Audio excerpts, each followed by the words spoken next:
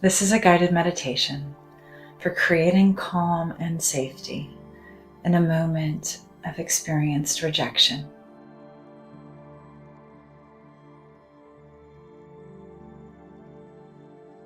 Let's start with a gentle breath in, slowly to a count of 4, 3, 2, 1, and an easy exhale to a count of 6, 5, 4, 3, 2, and 1.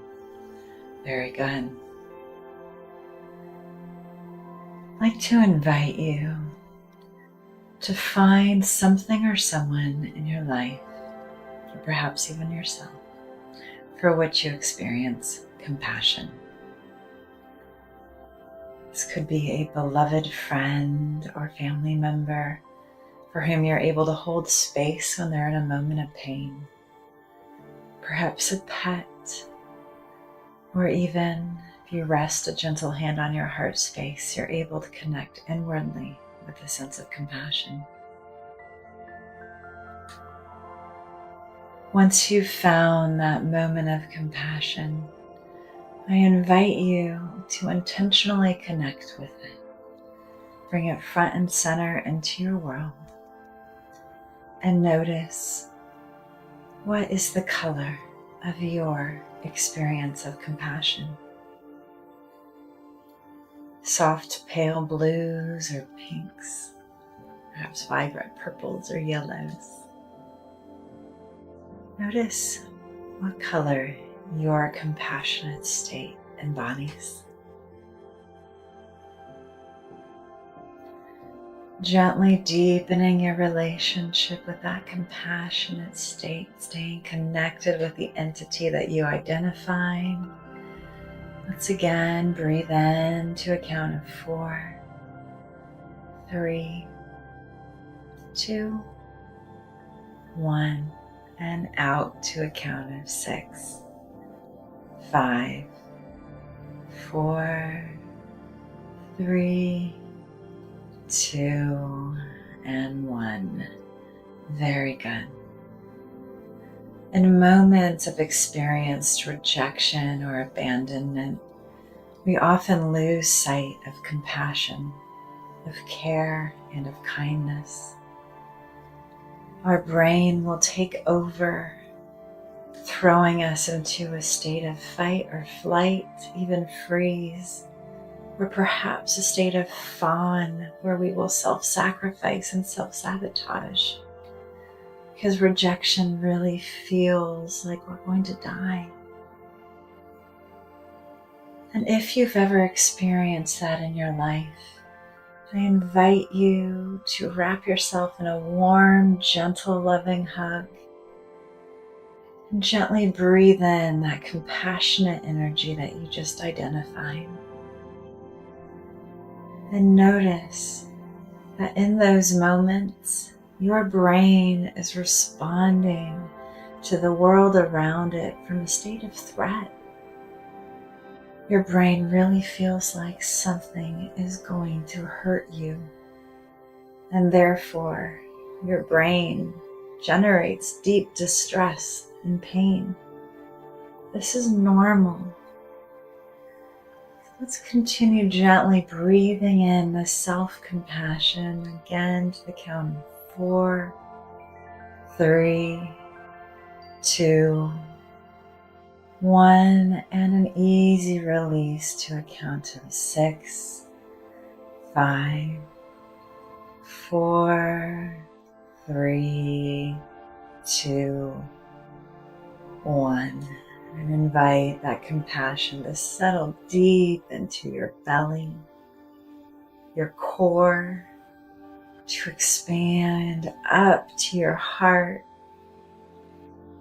even in moving through your shoulders to your arms, out to your fingertips. So you can imagine wrapping a warm, compassionate, gentle blanket around you. A warm fuzzy of self-understanding and self-love. Beautiful. Now, as you notice that experience of rejection, that pain, I invite you to imagine that you're able to hold it in your hands, that it's not a critical part of you, just one small part of the beautiful entity that composes all of you. And as you hold that experience in the palm of your hands, what does it look like? How old is it? How long have you been carrying this around? How long has your brain and your body learned to fly into a state of pain when you fear you're going to be hurt? How long ago did that learning happen? Often, our emotional worlds, especially our heavy ones, are tied to different ages and experiences of our life. How old is this part of you? And I invite you now to put that sense of painful rejection down on a table in front of you or on the ground. We're going to start walking away from it, allowing it to grow smaller as we move away. Let's take 10 gentle steps just to create some space. And as you walk, notice the experience of your heel touching the ground and your toe lifting you up as you move to take the next step. And as you continue walking, counting gently in your own mind, notice that you're moving towards your experience of compassion. It's a beautiful orb there waiting for you to embrace you and to hold you. And once you're 10 steps away, I invite you to turn back around and notice that experience of painful rejection there on its own. An entity that needs love and care, but not a part of you that has the power to hurt you, to kill you. And invite your little fearful, survival-based friend, Amy the amygdala, to notice that this experience of rejection, it's all the way over there. It doesn't have any power. It's simply a feeling. And feelings change and shift. They're designed to help give us information so that we can live our best life and keep moving forward, one foot in front of the other.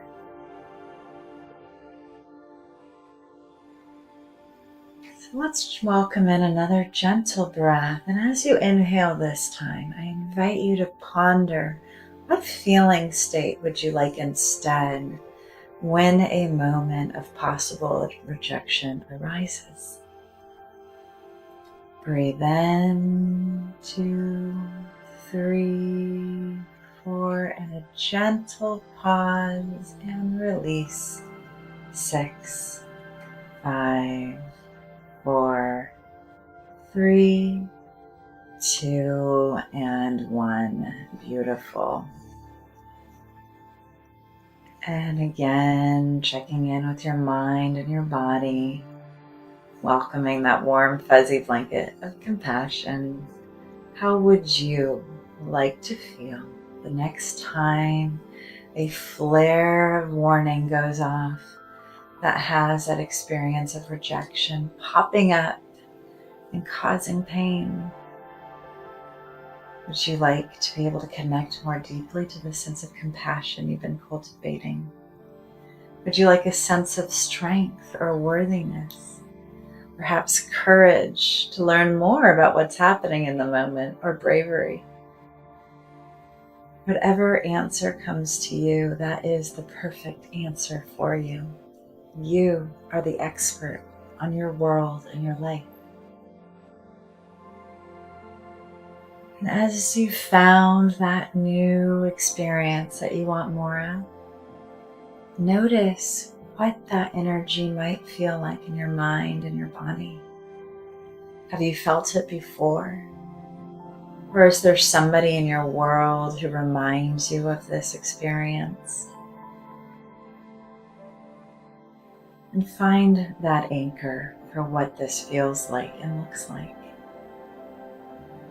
Gently breathing in this new preferred energetic state, ask yourself that curiosity-generating question, what if?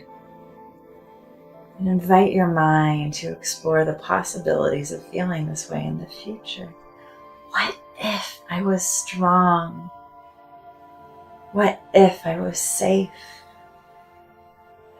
Repeat your chosen state 5 times, completing that what if inquiry with it.